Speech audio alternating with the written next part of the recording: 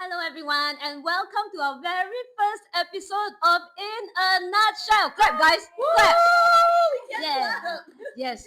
Wow, so compliant. Okay, the show where we peel back labels, challenges, cliches, and maybe laugh at ourselves along the way. Okay, I am your invisible host, Singing, and today we have with us two Gen Z friends. Okay, let's have them introduce themselves. Hi, my name is Daniela, and I'm currently working and studying at the same time. Hello, I'm Ashlyn. I'm also working and studying, but I'm also traveling this month. Welcome and thank you for joining us today. Okay, let's start very quickly. Today's episode will kick off our Gen Z series, and we are starting with the most painful, most iconic, most controversial stereotype of all time, according to my writers. Okay, Gen Z is lazy, entitled, and they don't want to work.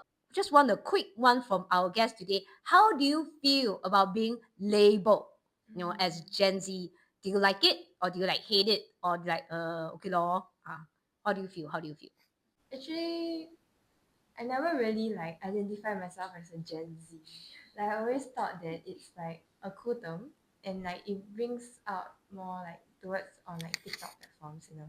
But maybe I identify myself a bit more towards the millennial side. Yeah, because I don't use TikTok. And I guess because I don't use TikTok, then it's sometimes when I talk to my friends, there's a bit of a gap there. Yeah, but then it's also through them telling me, oh, what's trending on TikTok now, that we connect through that. So I guess it's even though I'm missing out on the TikTok fun, but then that's also how I connect with my friends, through them telling me the TikTok, and I learn about all the new trends like 6, 7. We're not going there. I don't think being labeled as Gen Z is a bad thing. It's just that maybe myself, I don't think I'm so Gen Z. Yeah. So there is something that we do identify with is very Gen Z. So one more thing is TikTok. Okay, what about Danny? I feel like I'm the complete opposite. Like, I really resonate with being a Gen Z. Like, I am chronically online, okay, to the point where I will probably be the friend to tell her the jokes. I like being online and connecting with all my friends, connecting with people. And I feel like being a Gen Z is just it's a whole different experience from like millennials and like baby boomers in the way that we think, in the way that we talk, in our work ethics, in the way that we view things differently, which is why I think a lot of like millennials or Gen boomers may have beef with us because we think a lot different from what they might think. Hey, thank you so much. We have one that don't think they are Gen Z, and the other one is really embracing Gen Z. There are some keywords from Danny. They are very well connected. They know what's most popular, what's trending, and they like to transform the way that we work, transform the way that we see different things around us, and definitely affects the workplace and the way that we work. On your table, you see there are three cards, right? Yeah. So I'm going to read out some common workplace stereotypes about Gen Z, and then you choose a card. So if you think it's true, if you think it's false, or you think it depends lah, then you just go accordingly. Okay. Okay. First one about Gen Z at workplace. Gen Z refuse to work overtime. Wow, so diplomatic. Second question is Gen Z wants high pay but low effort. Like they don't want to do very much but want a lot of money. True or false? Oh, this one is a very common one. I always hear this. Gen Z job hop too quickly or don't stay in a job for a very long time. True or false? 1, 2, 3. Since we are talking about job hopping, then let's dive deeper into this idea about job hopping. Why do you think they job hop? Sometimes it's what you think the job is and what it really is can be quite different. Ooh, And okay. so- I have one. Okay. So I think I wouldn't say necessarily me joining the job. It was more of the interview process that happened. So basically, this was for a babysitting company, and they told me to meet at the MRT. And then when I said I was there, they were like, "No, can you like meet here instead?" And I was like, "Okay, I'm gonna move." And so they changed the location 4 times before this person finally met me. And so she brought me up to the house. She showed me the kids and everything, and it was. I think it was supposed to be more of like a on the job interview, like watch you engage with the kids at the same time. But everything of it just felt very unprofessional setting. I was out at a house where I didn't know where I was. There were like cameras, but then I had two kids. But basically, like I was taking care of the kids while she was watching me and asking me questions about like, you know, how do you engage kids in play? How do you change your diapers? How do you do this? How do you do that? And so at the end of it, I was a bit like, okay, this doesn't feel very professional to me. Like there's no very clear boundaries. I wasn't sure what was going on. And so at the end of it, I just was like, no, I don't want to do this. And I had to pay for this as well. So this was supposed to be like a training interview, and at the end of it, I did not feel trained. It just felt like it was just not it, honestly. I think that was the fastest that I quit a job per se.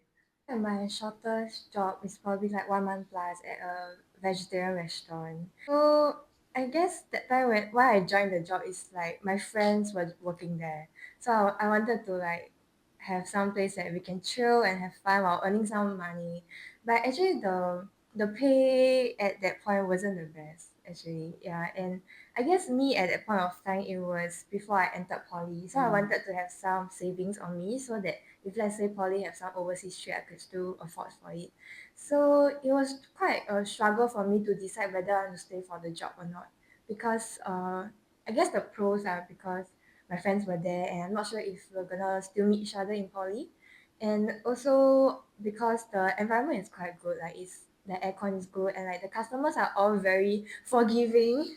The customers are all very forgiving and the boss is really nice, but if you think about it realistically wise, but the pay is not there. Yeah, for the amount of job that we have to do, like I have to clean plates, have to mop the floor, have to do everything that a waitress slash cashier would do, but I feel like there's like better pays out there that is like maybe 1.5 or 2 times the pay that I'm getting. So I would say that it was quite a struggle for me to think whether I want to quit the job or not. So what made me decide to quit the job is when I talked to my friends that was working there also, and I realized that they had the same thought as well. They were like, "Oh, we're just staying here because we're having fun with each other," but then like the real winner is the boss, yeah. Yeah. So after that, we discussed it. Then we eventually slowly Left together. we did not live together. Like that is too obvious.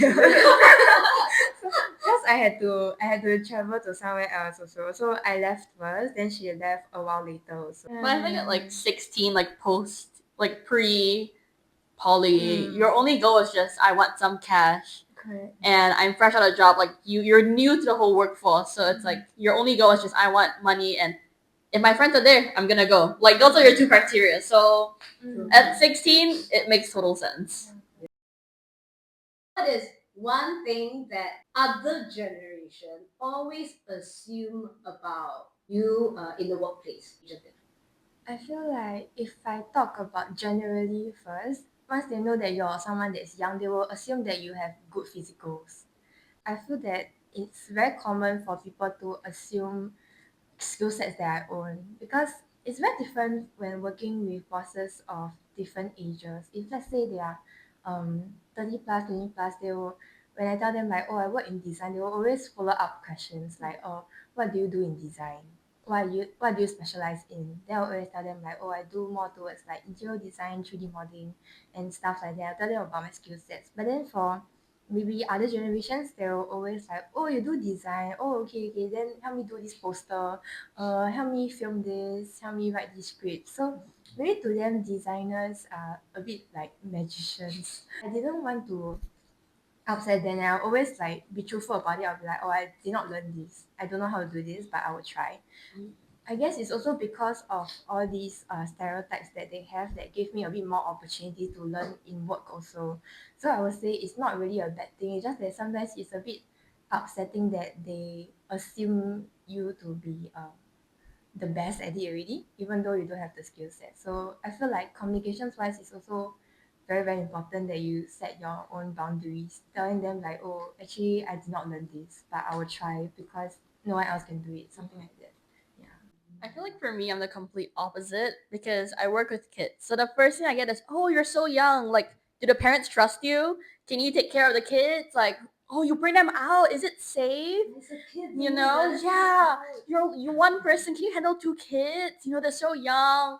So I think that's the biggest one for me is that they assume that I can't do it instead of like assuming what I can do instead. So that's the biggest thing. But I do enjoy like explaining to them like, yes, you know, like I grew up around kids. I've gone through training. Most of the time, the parents are with me. Like they trust me enough to bring their kids out, and I know my own capacity as well. So I know for a fact that I cannot handle this certain task. I will be very straight out with the parents and just say, I can't do this. Like this is not part of my skill set. You know, I can do something else, but just not specifically this thing. And so yeah, I feel like a lot of older people generation especially because they're like, yeah, you know, like we raised our own kids. It took so much work. So what do you mean you're only like 21 and you can do all these things that took me like probably 10, 15 years to get used to as a parent that you can get within like 6 months to a year's time. So yeah, that's mine. Do you think that Gen Z find it difficult to speak up? I think a little bit.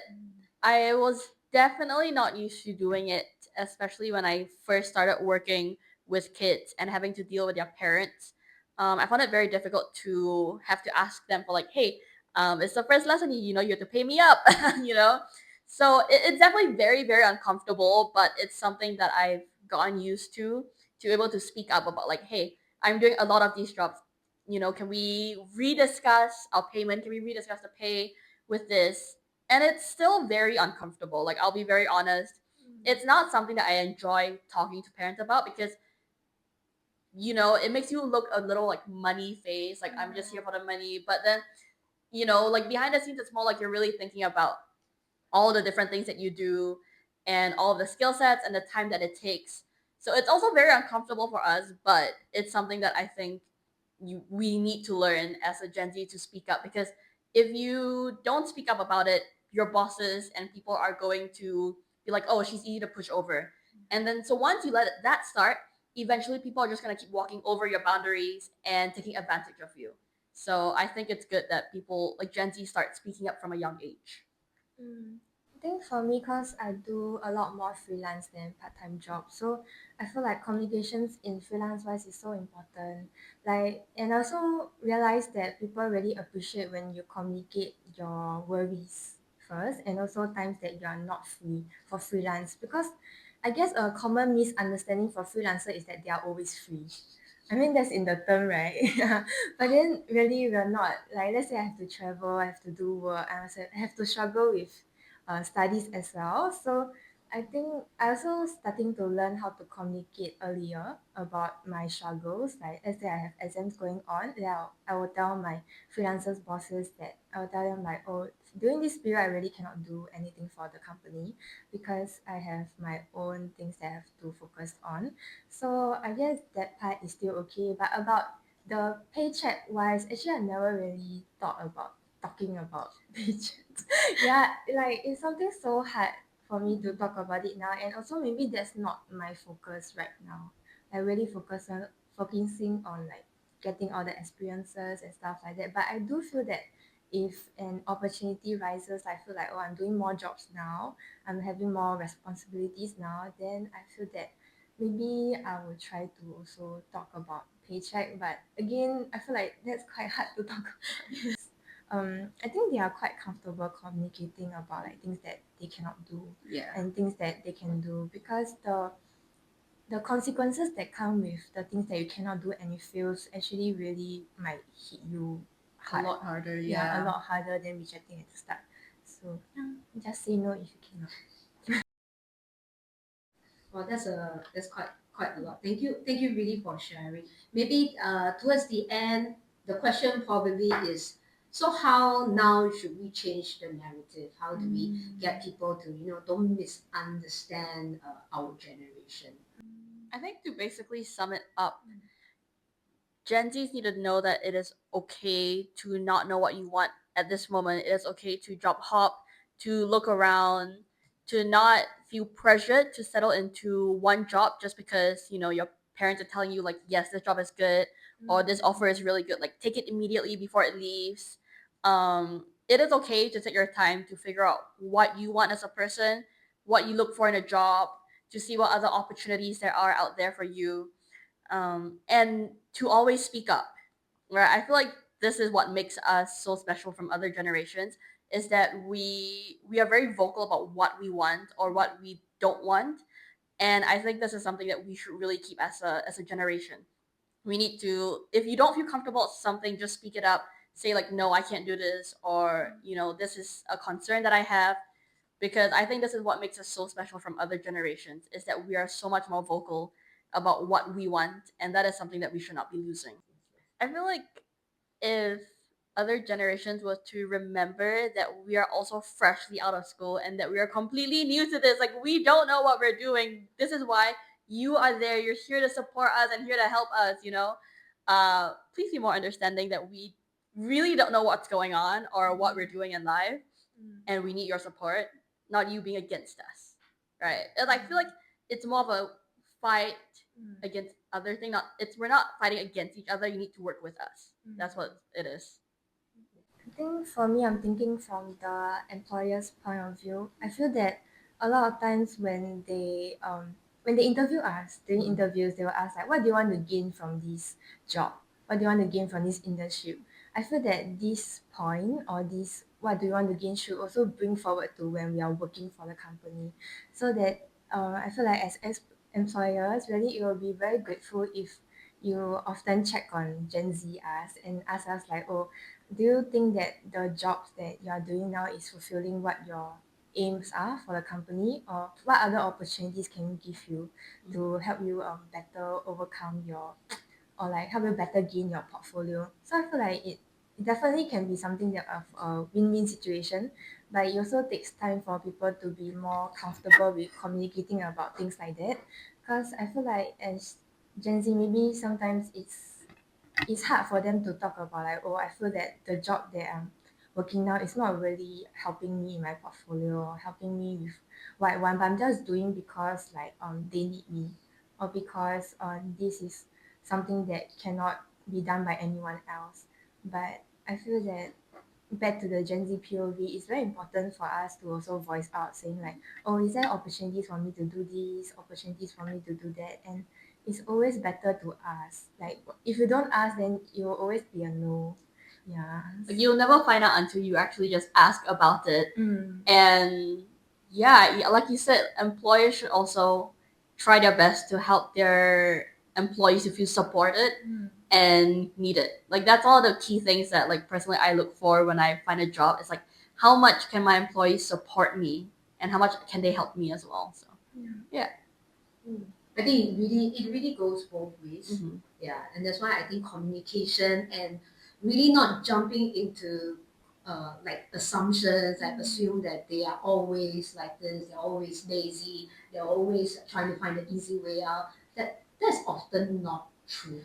Yeah, it's just that we are just very misunderstood. Maybe both sides too busy or they don't want to say. And of course, I think I agree with both. I think Danny was saying that Gen Z generally it is okay not to be sure because you're just out of school. What do you know? And then it does take time for you to be more certain. So maybe at the start of the work, you really don't know. You don't even know what you want.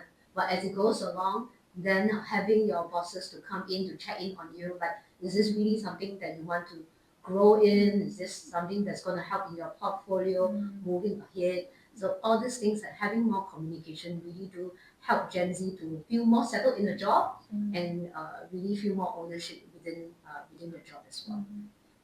Thank you, and this has been a fun and meaningful discussion. Next week, okay, if you have enjoyed today's session, so next week we are talking about Gen Z, strawberry generation stereotype. Okay, just join us again next week, okay? Okay. If you enjoyed today's episode, please follow us on IG at acon_plus and share and send it to your parents, especially those who like to say last time not like that once. Yeah. Okay. Okay, that's the end for our episodes. Thank you you for for listening. listening and See see you you. next episode. Bye bye.